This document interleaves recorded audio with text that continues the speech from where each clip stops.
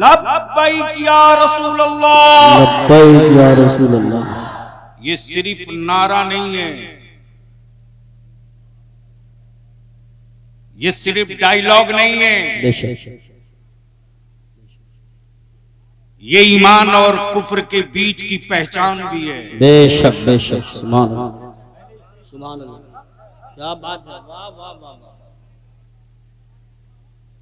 अल्लाह खैर करे। भाई साहब बैठने का क्या नजराना लीजिएगा।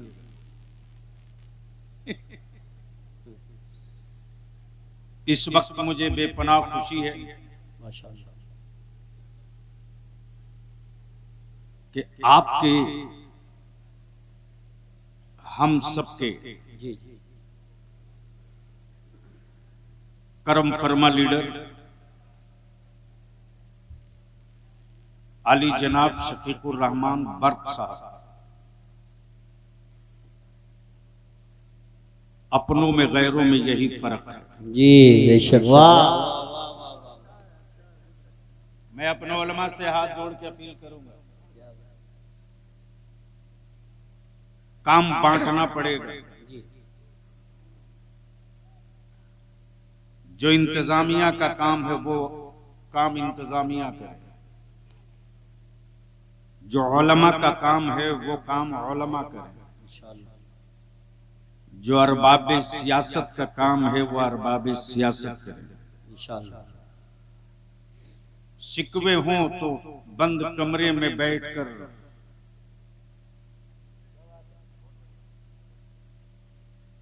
चौक चौराहों पर कपड़ा उतारने से आप खूबसूरत नहीं हो जाएंगे। बेशक,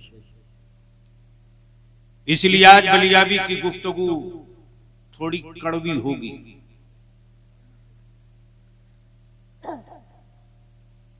मैं वो नहीं कि जन्नत की चाबी दे दूं,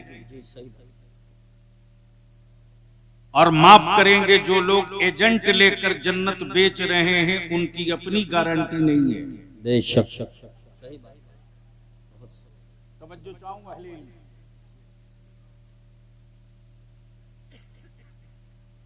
शायर इस्लाम असद इकबाल साहब, मौलाना यूसुफ रजा संबली, सैयद अफरोज मियां, ये मेरी जमात के आफ्ताबो महताब मौजूद हैं। मैं भी सोचता था कि एक जन्नत खरीद लूं, लेकिन मार्केट में कोई बहलोल दाना मिले तब ना खरीद। वाह वाह वाह वाह, नारे तकबीर, नारे रिसालत, नारे गौसियत, मसलके आला हजरत। क्या बात है, जवाब नहीं नहीं, दिक्कत ये है ना कि ये जो बीच में हाईवे है 4 लाइन का, बाबू आना है तो जल्दी आ जाओ बेटा। देखो बलियाबी से तकरीर करानी पड़ती है, स्टेज ढांसू हो तो माल निकल जाता है। अब मजमा अगर हसास हो तो तकरीर सुनी नहीं जाती, तकरीर देखी जाती है। बेशक, और ये भी दुनिया जानती है कि बलियाबी का कमाया हुआ माल नहीं है, मुफ्ती आजम के यहाँ से पाया हुआ माल है। सुभान अल्लाह, सुभान अल्लाह। रास्ता दे दो बाबू, प्लीज रख दो भैया। तुम्हारी उम्र छूट देने की नहीं, तुम्हारी उम्र स्कूल जाने की है। बेटा जल्दी बैठ जाओ, फौरन बैठ जाओ कुर्सी पर।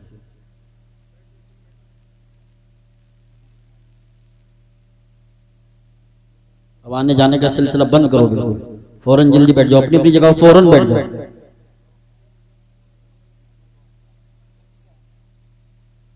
हो गया हजरत, हो गया, मैं तकरीर शुरू करूं।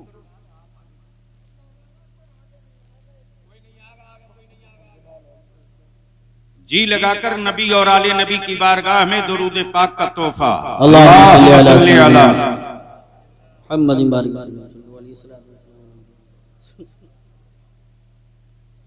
यूसुफ साहब, दावे इश्क का पोल खुल गया। जी जी,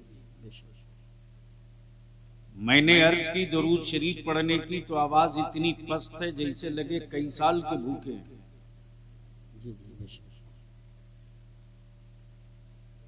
आशिकों की फहरिस्त में नाम लिखाना बहुत आसान है, जी।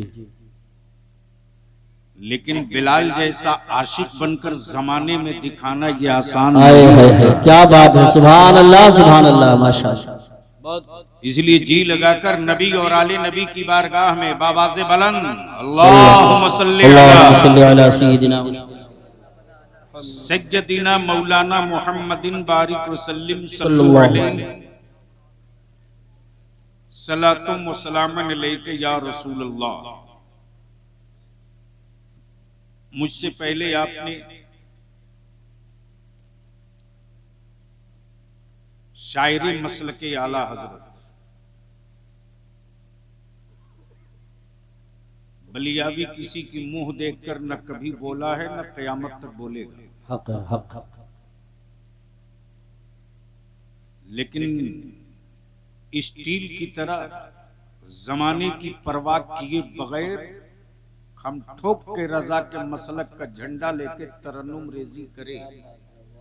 वाह वाह वाह वाह, सुभान अल्लाह, हक फरमाया। उस पतले दुबले हिम्मत वाले शायर का नाम शायर इस्लाम असद इकबाल है। उलमाए ज़बील एहतराम का मजमा मौजूद है। थोड़ी देर के बाद इनके हाथों से फारिगीन हुफ़ाज़ो कुर्रा के सरों पर दस्तार बांधी जाएगी। हाफिज कुरान मौजूद है। अब बहुतेरे वो मौजूद हैं जो मेहराबों में सुना चुके हैं। असातिज़ा भी हैं, तलबा भी हैं।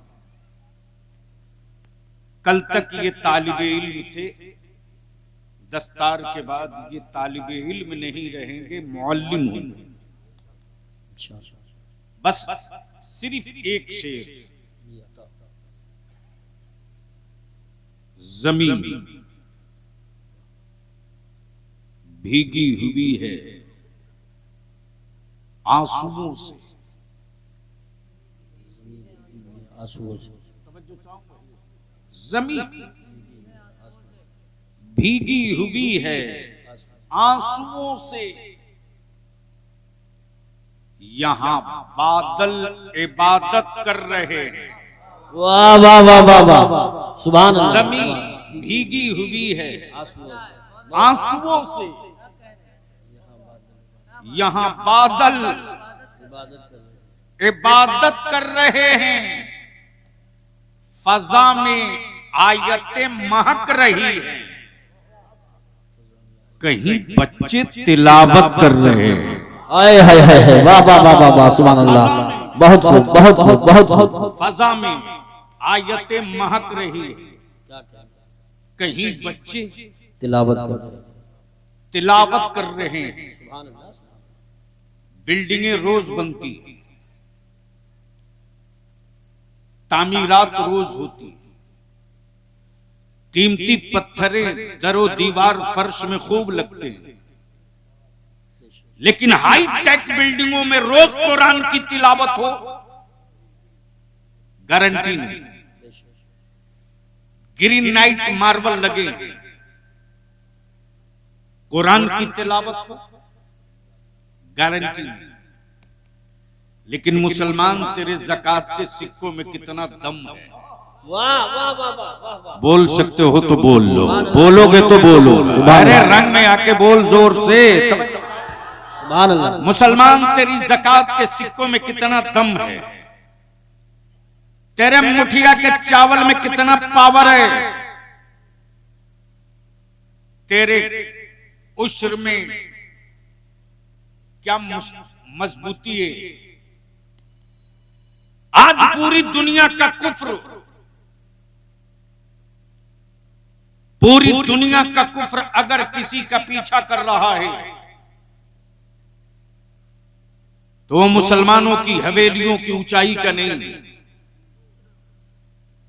मुसलमानों के बच्चों के औलादों के हुस्न का नहीं, मुसलमानों के घरों में तिजोरियों में रखे सिक्कों का नहीं। आज पूरी दुनिया का कुफ्र अगर पीछा कर रहा तो सिर्फ दो का, एक का नाम इस्लाम है और दूसरे का नाम कुरान है। अहले स्टेज की तवज्जो चाहूं, मैं आ रहा हूं उसी तरफ जिस तरफ इस वक्त आपकी जरूरत है कि उस आईने को एक बार जरूर देख लें। लेकिन सुनने से पहले आपको यकीन दिलाना होगा, बलियाबी बोल रहे हो तो मैं वो नहीं हूं जिनको बाबा ने छोड़ रखा खेतों में। हमें कोई डराने की गलती नहीं करेगा। मालूम है कि मुफ्ती आजम के मतब से वो देसी दवा लेके जेब में चलता हूं, एक गोली उतार दूंगा जबान के नीचे तो कम से कम 7 साल तक कभी मिर्गी नहीं आएगी। वाह वाह वाह वाह वाह वाह, बहुत वाह वाह वाह वाह वाह वाह। पूरी दुनिया का कुफ्र दो का पीछा कर रहा, एक इस्लाम का, दूसरा कुरान का। और ये इंडिया में ये जो कुछ दिख रहा, माफ करना, ये ओरिजिनल नहीं है, ये पेटी कॉन्ट्रैक्टर है। असल हीरो अमेरिका, उसका बेलन इसराइल। दुनिया के कुफ्र को खूब पता है कि आज भी आसमान के नीचे, जमीन के ऊपर इसराइल के मिसाइलों से प्लास्टिक का खिलौना समझकर खेलना फलस्तीन के ईमान वालों के बेटों की तारीख बनी हुई है। वाह वाह वाह वाह वाह वाह वाह वाह वाह। नारे तकबीर, नारे रिसालत, नारे गौसियत, मसलके आला हजरत हजरत अल्लामा गुलाम रसूल साहब बलियाबी, उलमा अहले सुन्नत। अब आप नहीं लगाएंगे, कोई बीच से एक हो तो खड़ा होकर ठोक दे कस के एक।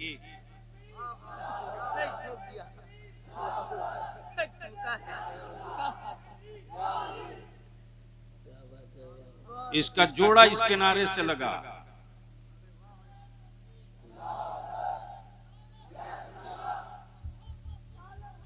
आला हज़रत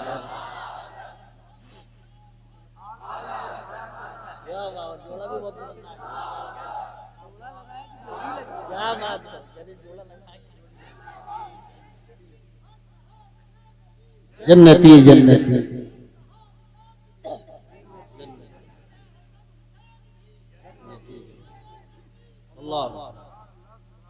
जन्नतियों की ये जमात ही है। बेशक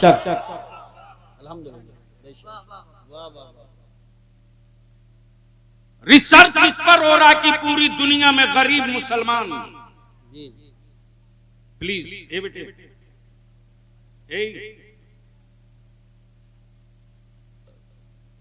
ये लास्ट है।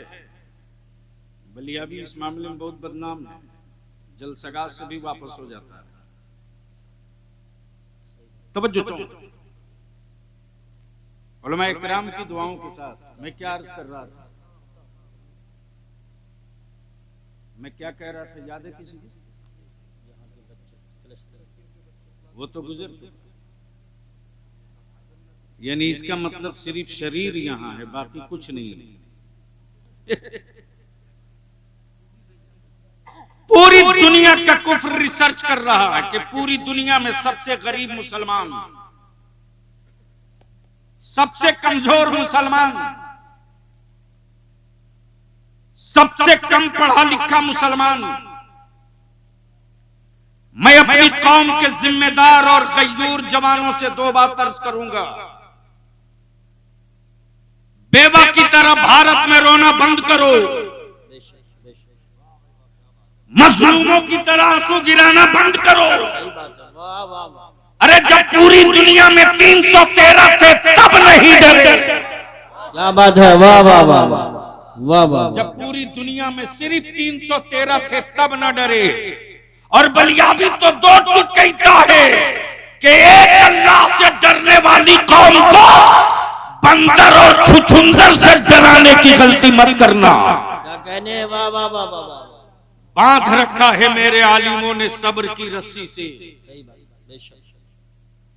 जिस दिन ये गांठ सरक गई उस दिन कुछ भी हो सकता है।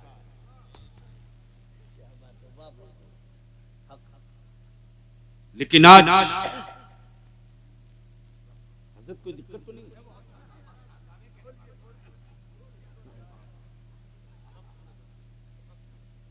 तो एक बार बोल के बता दें या रसूल अल्लाह। या रसूल, अरे रंग में आके बोल दे या रसूल अल्लाह। या रसूल। पूरी दुनिया में सबसे ज्यादा गरीब मुसलमान, कमजोर मुसलमान, कम पढ़ा लिखा मुसलमान, और सबसे ज्यादा वाहियात खर्च है मुसलमानों के पास। सही बात। अब यहां रुक कर एक कड़वी बात कहना चाहूंगा असद भाई। एक है अकीदत, एक है हकीकत, एक है जरूरत। अकीदत कहती है कि चलो मदीना चले, लेकिन मुस्तफा की शरीयत कहती है कि हर साल मत जाओ। अकीदत कहती है कि मस्जिद का मीनार 200 फीट ऊंचा हो, लेकिन मेरी कौम की जहालत और मेरी बेटियों की जवानी का बोझ कहता है कि 200 फीट ऊंचा बुलंद मीनार बाद में देखना,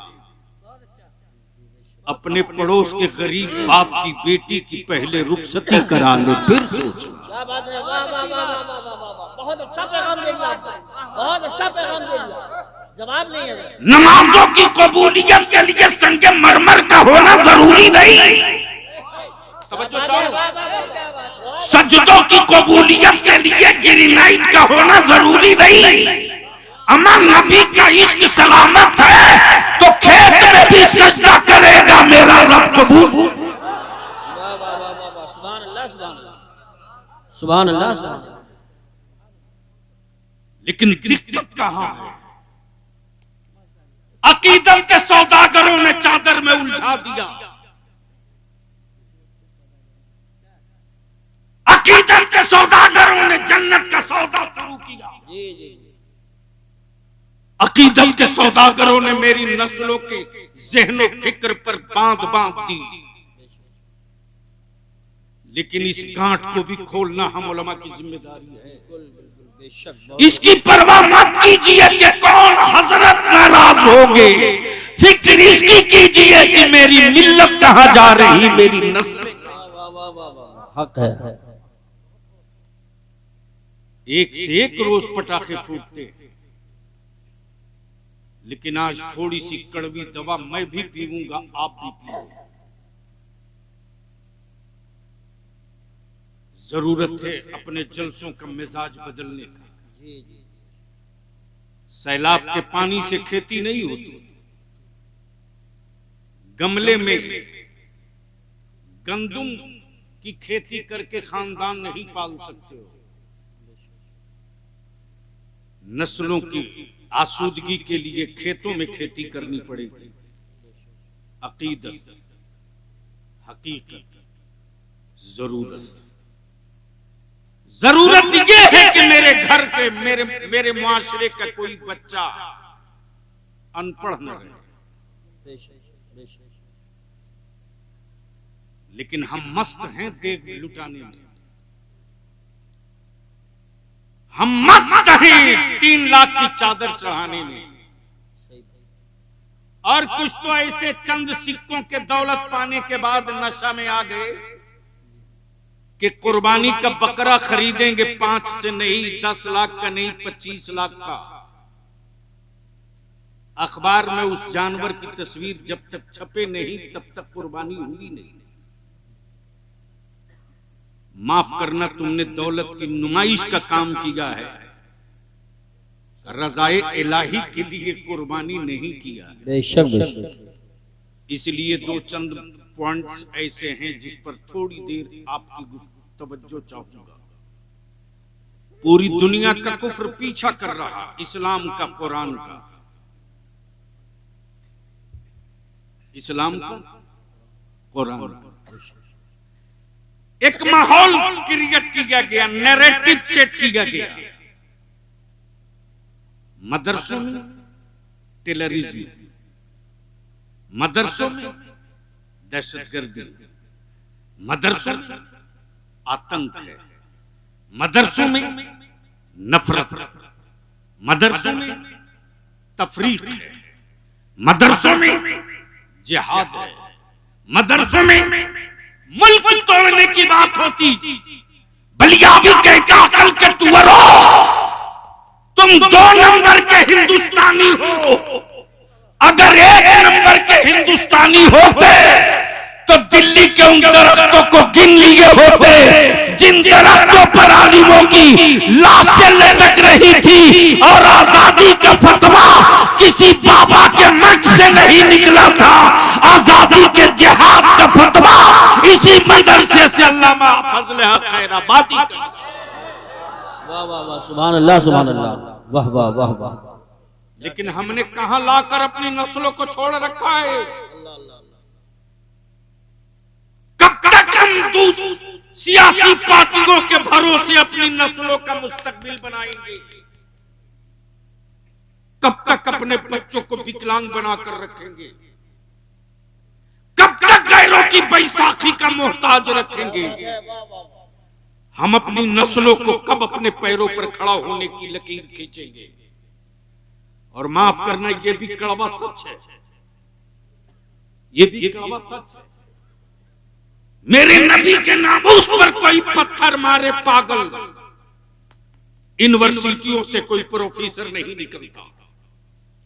मेरे नबी की इज्जत से कोई खेले मस्त, किसी स्कूल से कोई लेक्चरर नहीं निकलता। मेरे नबी की इज्जत पे कोई हाथ डाल दे, सेकुलर कहलाने वाली किसी सियासी पार्टी के लीडर के गले से एक आवाज नहीं निकलती। असद इकबाल साहब जी से दारे शरीयत तहरीके बेदारी में आपने थोड़ी सी कटिहार में झलक देखी। 4 स्टेट में हमने अपने उलमा को इकट्ठा किया था, 4 स्टेट के 750। कहां मेरी कौम ने हमारी इज्जत में कमी की जी? कहां कमी की? आज भी मेरे जवानों के दिलों में आलिमों की इज्जत इस कदर। जिनको उठना जल्दी उठो प्लीज, अब जल्दी जाओ, देर नहीं करो।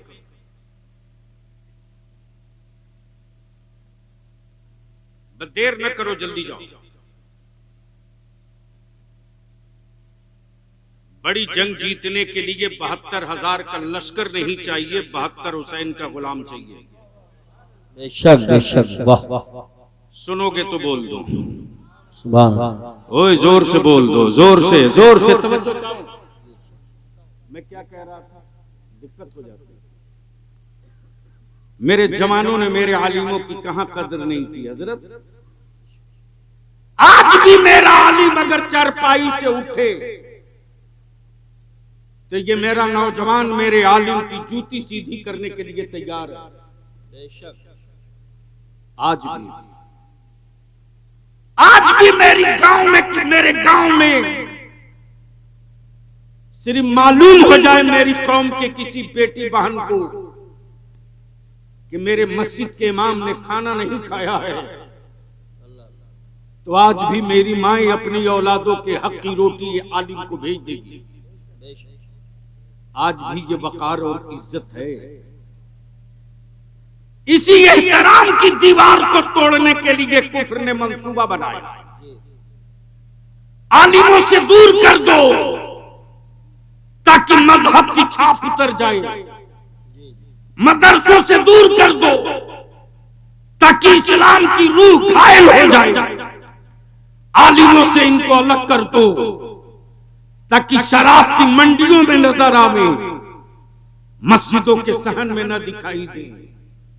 तब बलियाबी 2 टुक कहता है, तुम अपने जुल्म के बादल को जितना संवार लो, तुम अपने जब्र के बादल को जितना संवार लो, जब तक मस्जिदों में वारिस अंबिया खड़ा रहेगा और भारत में मदरसे सलामत रहेंगे, न मेरा भारत कभी खतरे में आएगा, न कभी इस्लाम खतरे में आएगा। बेशक बेशक, सुभान अल्लाह सुभान अल्लाह।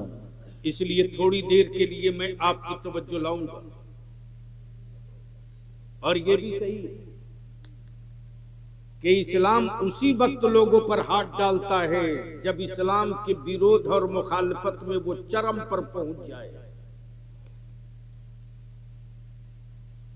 आप तो वोट दिए, काम खत्म।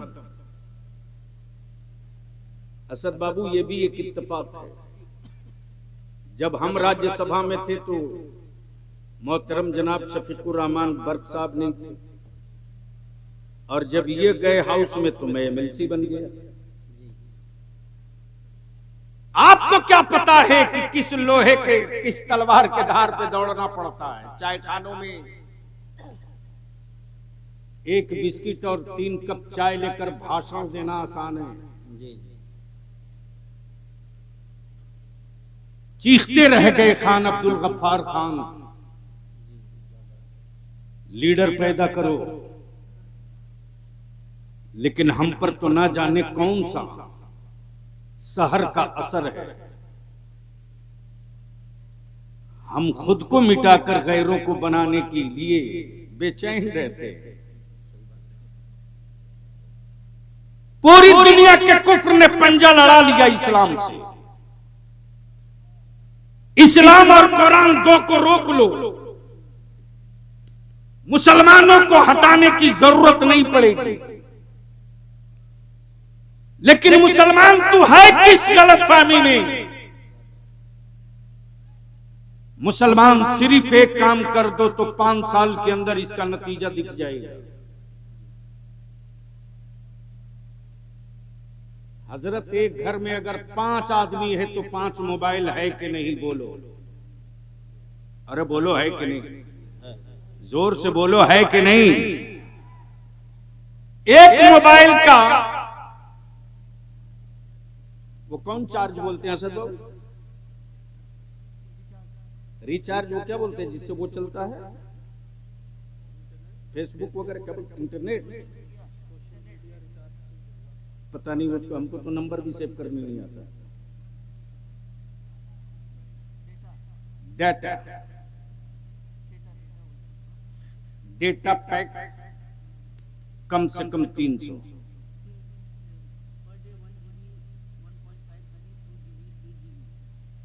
लेकिन महीने में कम से कम 300 में मान रहा हूं। एक घर में 5 मोबाइल, बाप के पास भी, बेटे के पास भी, मां के पास भी, बहू के पास भी। क्या नाश कर रखा है इस मोबाइल के डब्बे ने मेरी मिल्लत को। रात को 12 बजे, 1 बजे, 2 बजे, 3 बजे तक मुस्लिम टोली के नौजवान चौक पर, चौराहे पर, सीढ़ी पर, छत पर लगे। मां अलग लगी, बाप अलग लगा है, बेटा अलग लगा।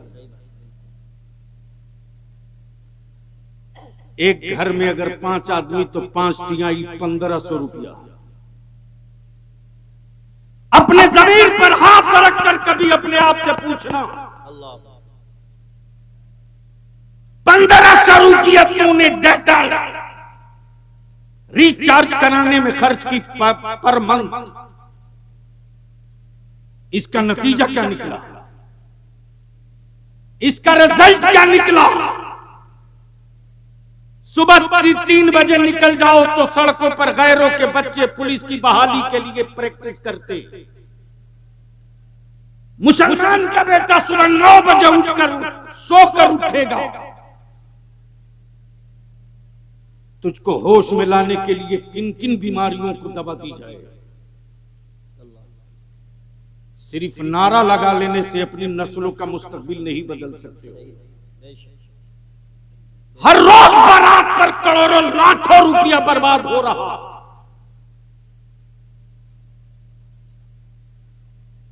हद तो यह है कि खाने पर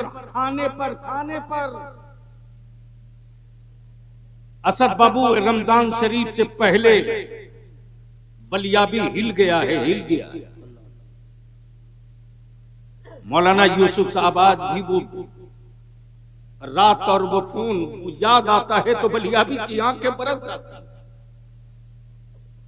रमजान शरीफ से पहले मौलाना मेरे मोबाइल पर तकरीबन 10 मरतबा 2 बजे रात को फोन आया। जब मैं गाड़ी में बैठा तो देख रहा हूं एक ही नंबर से 10 मिस कॉल। 2:30 बजे के करीब मैंने बैक कॉल किया। उधर से एक लड़के ने फोन उठाई और कहा कि हजरत अस्सलाम वालेकुम। मैंने कहा वालेकुम अस्सलाम, कौन बाबू? उस लड़के ने जवाब दिया, हजरत जो फोन किए थे अब वो दुनिया में नहीं रहे। मैं सोचते रहा या अल्लाह, पता नहीं मेडिकल का हेल्प मांगने के लिए फोन किया था, मैंने क्यों नहीं तकरीर रोक के फोन उठा लिया। उस लड़के ने जवाब दिया, सुनो।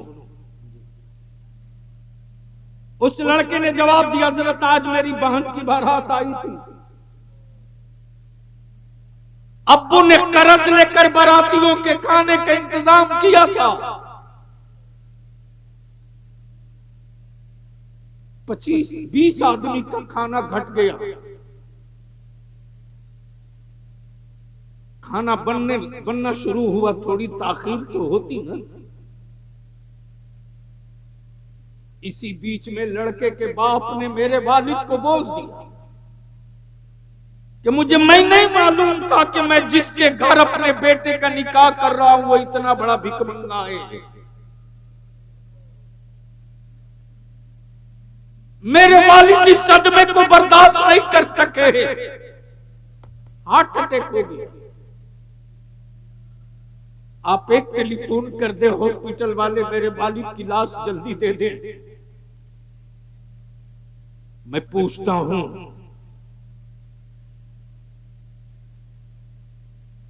ज़मीर में जिंदगी हो तो बताओ मुझको, जिस कौम की लोगों का मिजाज ये हो कि सिर्फ दावतों पर लाखों करोड़ खर्च किया जाए, वो कौम बिरयानी का मजा तो समझ सकती है, इक़्तिदार और सत्ते का मजा नहीं समझ सकती। और जिस दिन ये कौम भूखे रहकर अपनी औलादों के हाथ में कलम थमाना जान जाएगी, उस दिन इस कौम के बेटों को न कोई आंख दिखा सकता है, न कोई उंगली दिखा सकता है, न कोई वो गोल गोल घुमा सकता है, न उसके दिलों से नबी का इश्क खत्म कर सकता, न उसको कोई 2 नंबर की शहरी कहने की हिम्मत जुटा सकता। जब तक जाहिल रखोगे तब तक सियार भी तेरी औलादों को डराएगा। लेकिन अफसोस है, थोड़ी सी हट करके अपनी गुफ्तगू से एक तजर्बे की बात कर दो। एक बूढ़ा शेर था, बूढ़ा शेर बूढ़ा हो गया तो जाहिर सी बात है शिकार करने में भी दिक्कत। जब बूढ़ा हो गया तो उस शिकार पे बड़ी मुश्किल से निकला तो उसको गीदड़ों ने घेर लिया। जब गीदड़ों ने घेर लिया तो जवान शेरों की नजर पड़ी, और जवान शेरों की जब नजर पड़ी तो सारे जवान शेर इकट्ठा हो गए। तब उस बूढ़े ने कहा, मुझे क्यों बचा रहे हो इन गीदड़ों से? तुम तो शिकार करके तन्हा खा जाते थे, मेरे बुढ़ापे पर रहम भी नहीं करते थे। तुम शिकार करके अकेले खाते थे, मेरे बुढ़ापे पर दया भी नहीं करते थे।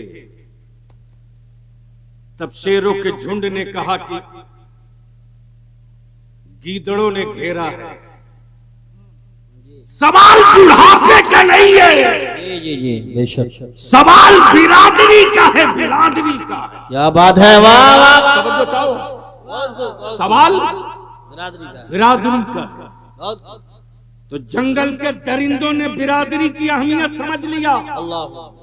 और बलियाबी की गुफ्तगू में बिरादरी का मतलब शेख, सैयद, अंसारी, मोगल, तुर्क, पठान नहीं है, बल्कि बिरादरी का मतलब इस्लाम है। इस्लाम की बिरादरी की अगर हो तो जिस तरह वो एक दरिंदा होकर अपने बूढ़े की हिफाजत के लिए इकट्ठा हो गया, जरूरत है कि अपनी नस्लों के लिए इकट्ठा हो। बहुत अच्छा पैगाम दिया है माशाल्लाह। मेरे अजीज, सुभान अल्लाह, दुनिया का दस्तूर है, बहुत अच्छा पैगाम, दुनिया का दस्तूर है। अकीदत ये कहती है हर साल तैबा जाए, हकीकत ये कहती है कि मदीना जाने के लायक चेहरा तो बना ले, और जिस्म से जाना तो हर एक को आता है, कल्ब और रूह से जाना किसी किसी को आता है। और जब इस मंजिल पर फायज हो गए मेरे रजा, तब पुकार पड़े जानो दिल, होशो खैरात सब तुम मदीने पहुंचे, तुम नहीं चलते सारा तो सामान गया। सुभान अल्लाह सुभान अल्लाह। तुम नहीं चलते रजा, सारा तो सामान गया। अब आंखें खोलो, एक तारीख का हिस्सा देख लो।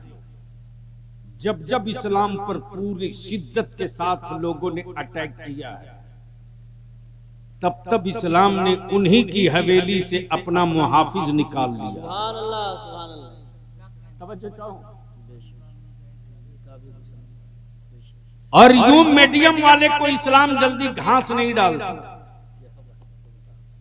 वो पहले ढील देता है कि चढ़ बेटा, देखता हूं कहां तक जाए,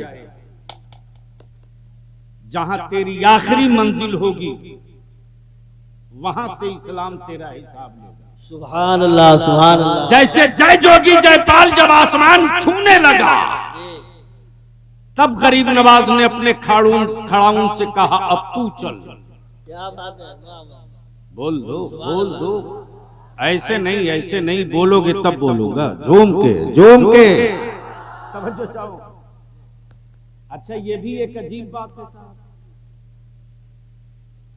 जहाज तो चलते बर्क साहब, आपने देखा, हमने देखा, सबने देखा, सब चढ़ते हैं, लेकिन ऐसा जहाज जिसमें न पेट्रोल हो, न डीजल हो, न पायलट हो, न इंजन हो, और मारक क्षमता इतना भयानक कि ढूंढ के मारे। और उस जमाने में न सैटेलाइट, न खोजी कैमरा, न कंप्यूटर, कुछ भी नहीं। क्या सॉफ्टवेयर था मेरे गरीब नवाज के खड़ाउन में। वाह वाह वाह, सुभान अल्लाह। बोल दे यार, बोल दे। जो काश ये गुफ्तगू कहीं मैं और की। क्या कहने हजरत, वाह वाह वाह। बोलोगे तो बोलूंगा, जोर से बोल, जोर से। क्या हेवी सॉफ्टवेयर था। तब बलियाबी कहता, नबी की आल का तलवार जब गूंगी लकड़ी पर पड़ जाए तो आसमान से छुपे मुजरिम ढूंढ ले, आसमान में छुपे मुजरिम ढूंढ ले। बलियाबी कहता ज्यादा पागल मत बनो, भारत में अभी गरीब नवाज लेटा है। वाह वाह वाह, सुभान अल्लाह माशाअल्लाह। लेटा है। एक नया बवाल चल रहा है कि बलियाबी ने क्यों कहा कि भारत से हमारा रिश्ता रोटी और सत्ते का बाद में है। तो मैं तो जानता हूं कि हमारे देश में जोकड़ ज्यादा बोलते हैं, पढ़े लिखे कभी कभी बोलते हैं। एक लफ्ज करबला बोल दिया तो सारे यजीदी बलबला गए। जी जी सही बात।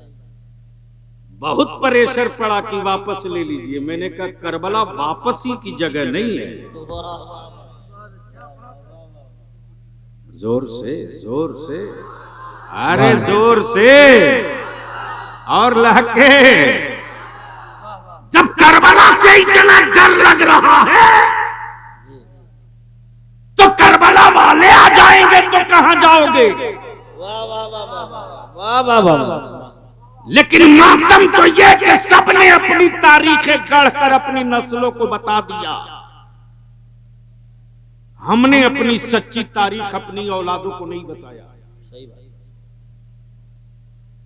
हमने ये नहीं बताया है कि इस मुल्क की आजादी में उलमाए अहले सुन्नत ने क्या क्या कुर्बानी दी। गैरों की जयंती मनाने के लिए मेरी कौम के पास पेट्रोल भी, डीजल भी। दिल्ली बोलो तो दिल्ली, लखनऊ बोलो तो लखनऊ गाड़ी भर के जाएंगे। लेकिन ये तौफीक नहीं होती है कि चलो जरा अल्लामा फजल हक खैराबादी की तारीख भी अपनी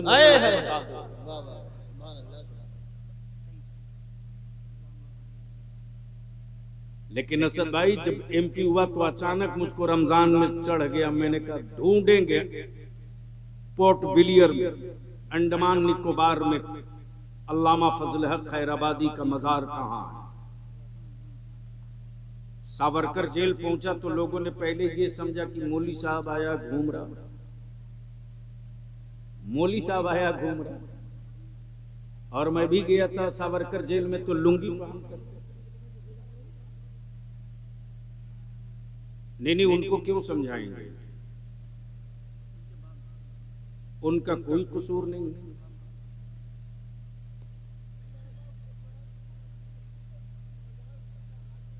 सुभान अल्लाह, माशाअल्लाह माशाअल्लाह। जाहिर सी बात है वो आपके हैं, आप उनके हैं, आप हम सबके हैं।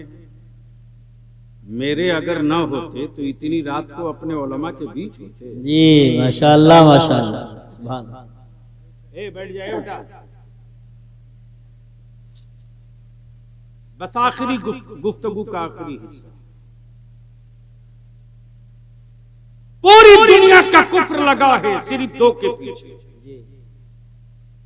एक का नाम इस्लाम, दूसरे का नाम कुरान। इसलिए कि कुफ्र को पता है कि कुरान के खिलाफ अगर प्रोपगंडा नहीं करेंगे तो कुरान वो किताबे मुबीन है कि पढ़ना तो दूर की बात,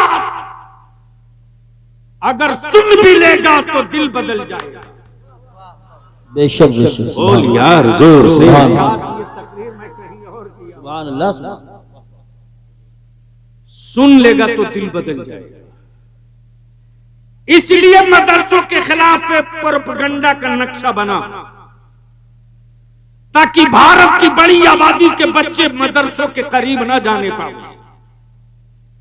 भारत के बच्चे कुरान से दूर रहे, भारत के बच्चे कुरान करीम को किताब मार काट वाली समझे। लेकिन ये कुरान है, कुरान ने मुस्कुरा कर कहा तू नफरत करता, अरे जब तू बीमार पड़ेगा, जब किसी बाबा की दवा काम न करेगी, जब कोई एक्सरे और इंजेक्शन न काम करेगा तो तेरे बाप मजबूर होकर मस्जिदों के दरवाजे लाएंगे और इमाम कुरान पढ़कर दम करेगा, तब तुझे। सुभान अल्लाह माशाअल्लाह। वो भी रोज ये काम हो रहा। इसलिए मेरे अजीज, आखिरी गुफ्तगू का आखिरी हिस्सा सुन लो। अमेरिका का एक क्रिश्चियनिटीज का ब्रांडेड मुबल्लिग था, ब्रांडेड हेनरी सैयद अफरोज मियां। करीब करीब 160 किताबें उसने इस्लाम के खिलाफ लिखा। कितनी किताबें? जोर से बोलो। 160 किताबें लिखने के लिए सोचो उसने इस्लाम को कितना पढ़ा होगा। लेकिन इस्लाम ने छूट दिया, चढ़ते रह देखता हूं तेरी आखिरी हद कहां है। इसी रमजानुल मुबारक के मुकद्दस महीने में इस्लाम के खिलाफ 160 किताब लिखने वाला क्रिश्चियनिटीज का सबसे बड़ा हीरो कुरान पढ़ते वक्त कुछ ऐसी आयतों के करीब पहुंचा है जिन आयतों के जलवे उसकी रूह पर असर किए और रात के सन्नाटे में चीख कर बोल पड़ा, पूरी दुनिया में अगर हक और सच्चा मजहब है तो उस मजहब का नाम इस्लाम है और कोई सच्ची किताब है तो उसका नाम कुरान। सुभान अल्लाह माशाअल्लाह। और मैं ऐलान करता हूं कि मैंने इस्लाम कबूल कर लिया। तुमने जिनकी तस्वीरें बनाकर पूज रखी है इनको हटा दो। चर्चों में और ईसा मसीह की तस्वीर और मुजस्समे में निजात नहीं, मुस्तफा की गुलामी में निजात। सुभान अल्लाह। अब अमेरिका परेशान है कि इसको कितना पैसा दे दिया कि रातों रात बदल गया। अरे जब पैसा बांट के कर्नाटका न बदलवा सके, ये मुल्क है हमेशा अच्छी बात सोचता है, थोड़ी देर के लिए नशा में हर कोई आता है, और इस भारत से किसी का लगाव सत्ता का, रोटी का, रोजगार का, कंपनी का, कारोबार का हो सकता है। यार ईमान वालों का रिश्ता भारत से सिर्फ रोटी और मकान का नहीं, बल्कि जिस दिन मेरे नबी ने अपने ज़बान तर्जमान से कह दिया, हिंद का नाम लिया, उसी दिन से ईमान वालों के दिलों में भारत की मिट्टी का एहतराम इतना ऊंचा हो गया कि मुसलमान अपनी सरहद भी बचाना जानता है, अपना मज़हब भी। सुभान अल्लाह, सुभान अल्लाह, बेशक। तो अब आखिरी बात मैं पूछ लूं कि ये जहेज और बारात की जो फौज रोज जा रही है, ये खत्म होना चाहिए कि नहीं होना चाहिए? खत्म होना चाहिए। धीरे बोल रहे हो, अरे जोर से बोलोगे तब ना, जोर से बोलो। खत्म होना चाहिए, जहेज की लानत की नहीं होनी चाहिए। तो इस मजमे में कोई ऐसा है बाप जिसका बेटा कुंवारा हो?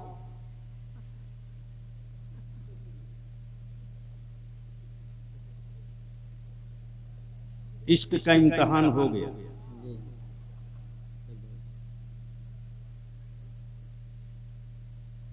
मैं जान रहा हूं बेटा, बस जल्दी ही आएंगे सदर इकबाल साहब। अच्छा, यहां जितने लोग बैठे हैं सबके बेटों का निकाह हो गया?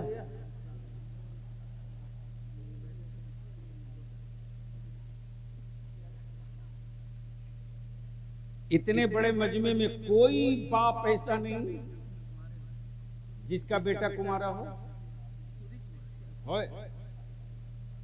खड़ा हो जाओ। छोटा है तो क्या हुआ, बेटा है ना, तो बाद में बेचोगे, सौदा करोगे। ये है बाप जिंदगी के साथ खड़ा हुआ है। कोई दूसरा बाप है? खड़े हो। तीसरा, चौथा, सुभान अल्लाह। इतने बड़े मजमे में ये सिर्फ 4 हैं जिनके बेटे कुंवर, 5। अंदाजा कर लो बेटा लोग, 5। कहीं ऐसा तो नहीं कि बकिया लोग जो बच गए हैं उनका बेटा ही नहीं है? अल्लाह, पकड़ गई तेरी चोरी, पकड़ गई तेरी चोरी। तुम जैसे लोगों के कांधे पर इस्लाम सर बुलंद नहीं होगा।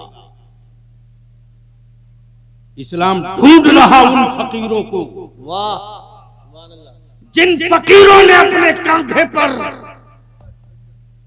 न सिर्फ ये कि इज्जत और वकार बचा रखा है,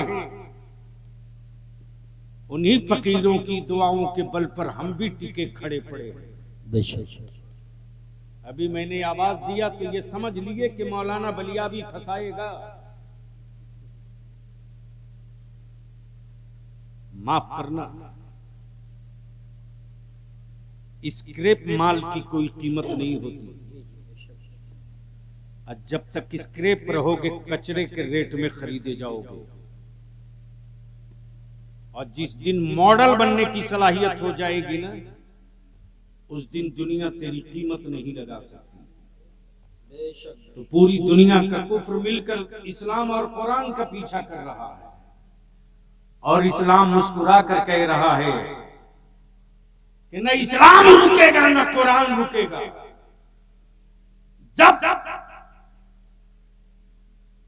जब खिलाफत उस्मानिया का खात्मा हो गया तो इसी चाइना ने कुरान पर बैंड लगा दिया कि हमारे मुल्क में कोई कुरान नहीं पढ़ेगा।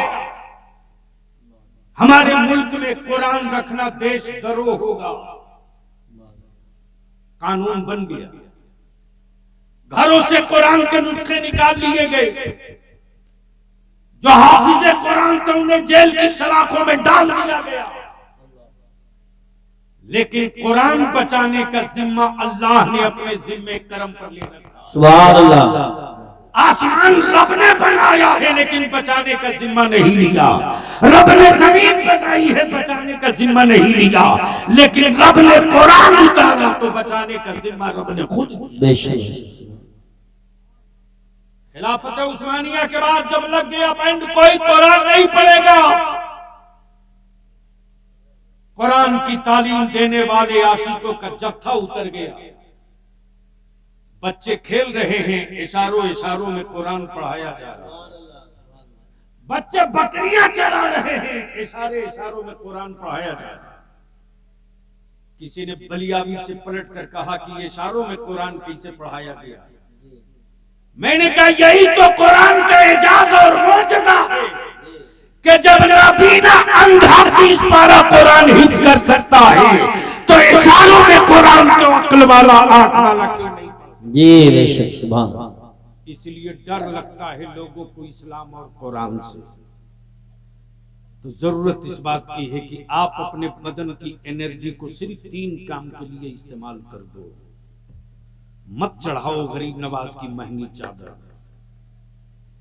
माफ करना, इस जुमले पर अगर कोई मुझे सुलह कुल्ली कह दे तो मैं हिसाब 7 खानदान का करूंगा, छोड़ूंगा नहीं। इसलिए कि मेरे रजा का मसला ये नहीं है कि हकीकत में न बात की जाए। मैं पहचानता हूं चेहरों को। जो ओरिजिनल चिश्ती है वो रजा के साथ है और जो अहले तशा का साथी है वो अहले तशा का। इसलिए बगैर किसी रियायत के तैयबा जाने को जी चाहता है, लेकिन क्या तैयबा जाने के लायक शक्ल भी बना रखा?